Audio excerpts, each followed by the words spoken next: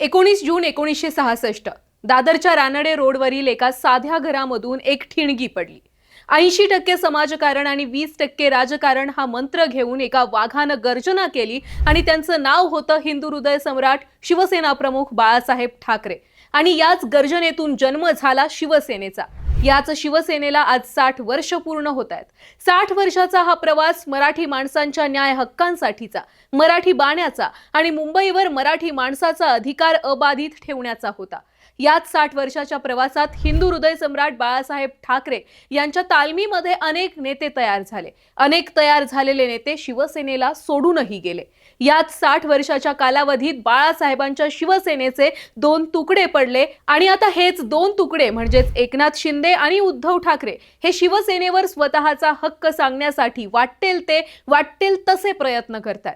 खरं तर आजच्या शिवसेनेच्या वर्धापन दिनी हेच पाहायचंय की नेमकी कुणाची शिवसेना अधिक ताकदवान आहे, एकनाथ शिंदे की उद्धव ठाकरे, कोण कुणावर वरचढ आहे हेच आजच्या व्हिडिओमध्ये सविस्तर पाहायचंय। नमस्कार।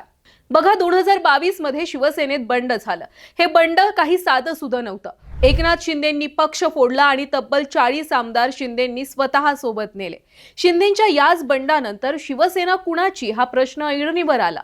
40 आमदारांच्या जाण्यानं उद्धव ठाकरेंचं राजकीय वजन हे अर्थात कमी झालं। इथूनच उद्धव ठाकरेंच्या पक्षाला गळती सुरू झाली। त्यानंतर कधी आमदार गेले, कधी नगरसेवक गेले, तर कधी पदाधिकारी आणि कार्यकर्ते शिंदे गटामध्ये गेले। थोडक्यात संख्याबळाच्या दृष्टीने विचार केला तर आजच्या घडीला एकनाथ शिंदेंची शिवसेना संख्याबळाच्या दृष्टीने ठाकरेंवर वरचढ ठरतीये। बघा, विधानसभेमध्ये शिंदेंचे 57 आमदार आहेत, तर विधान परिषदेत 8 आमदार आहेत। लोकसभेचं पाहायला गेले तर लोकसभेत शिंदेंचे 7 खासदार आणि राज्यसभेत 3 खासदार आहेत।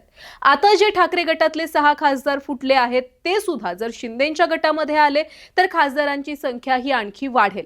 आता पाहू उद्धव ठाकरेंकडे असलेले आमदार खासदार। विधानसभेमध्ये ठाकरेंचे 20 आमदार आहेत आणि विधान परिषदेमध्ये 6 आमदार आहेत। तर लोकसभेमध्ये सध्याच्या घडीला ज्या खासदारांनी वेगळा गट स्थापन केलाय त्यांना वगळता ठाकरेंकडे 3 खासदार आहेत आणि राज्यसभेमध्ये 1 खासदार आहे। पण आधी ठाकरेंकडे लोकसभेचे खासदार होते एकूण मिळून 9। म्हणजेच एकंदरीत काय तर संख्याबळाच्या दृष्टीने शिंदे गट हा ठाकरेंवर वरचढ ठरतोय। आता पाहू कायदेशीर दृष्ट्या कोण कुणावर वरचढ ठरतंय। बघा, एकनाथ शिंदेंनी शिवसेनेवर जेव्हा हक्क सांगितला आणि आमचीच शिवसेना खरी शिवसेना आहे अशी भूमिका मांडली, तेव्हापासून उद्धव ठाकरेंची शिवसेना खरी की शिंदेंची शिवसेना खरी यावर वाद सुरू झाला। सुरुवातीला विधानसभा अध्यक्ष राहुल नार्वेकर यांनी आमदार अपात्रता प्रकरणाचा निकाल देताना एकनाथ शिंदे यांच्या नेतृत्वाखालील पक्ष खरी शिवसेना असल्याचा निवाडा दिला होता।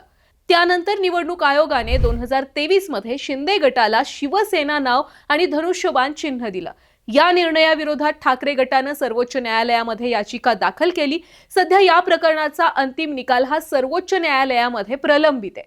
पण निवडणूक आयोगाच्या निर्णयानुसार पाहायचं झालं तर कायदेशीर दृष्ट्या सुद्धा एकनाथ शिंदेंचीच शिवसेना ठाकरेंपेक्षा वरचढ ठरतीये, कारण पक्षाचं मूळ नाव आणि मूळ चिन्ह दोन्ही सुद्धा शिंदेंच्या गटाला देण्यात आलंय। आता हा निर्णय चुकीचा होता की बरोबर होता यावर चर्चा करण्यात अर्थ नाहीये, कारण शेवटी शिंदे गट सत्तेत आहे। त्यामुळे जोवर शिंदे सत्तेत आहेत तोवर कायदेशीर दृष्ट्या तरी शिंदे हे ठाकरेंवर वरचढ ठरणार होते कायदेशीर दृष्ट्या, असं राजकीय तज्ञ सांगतात।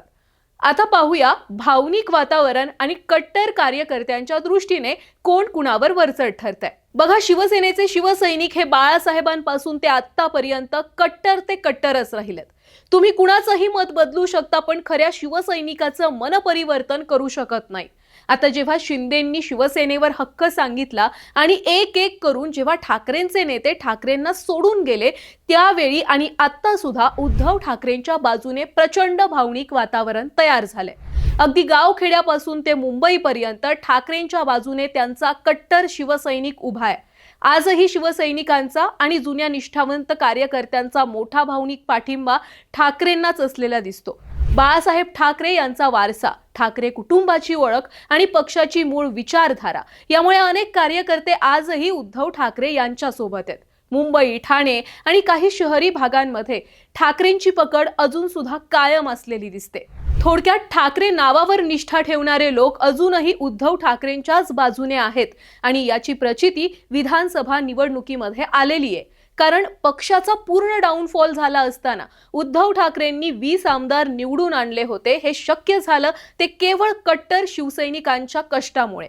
थोडक्यात काय, जर सत्ता, पक्षचिन्ह आणि संख्याबळ या निकषांवर मोजलं तर सध्या एकनाथ शिंदे वरचढ ठरतात. पण जर भावनिक जोड, पारंपरिक शिवसैनिकांचा पाठिंबा आणि ठाकरे नावाचा प्रभाव पाहिला तर उद्धव ठाकरे अजूनही शिंदेंसमोर मोठं आव्हान आहेत. खरं तर शिंदे आणि ठाकरेंमध्ये कोण वरचढ आहे हे 2029च्या निवडणुकांमध्ये महाराष्ट्रातील मतदार ठरवेल.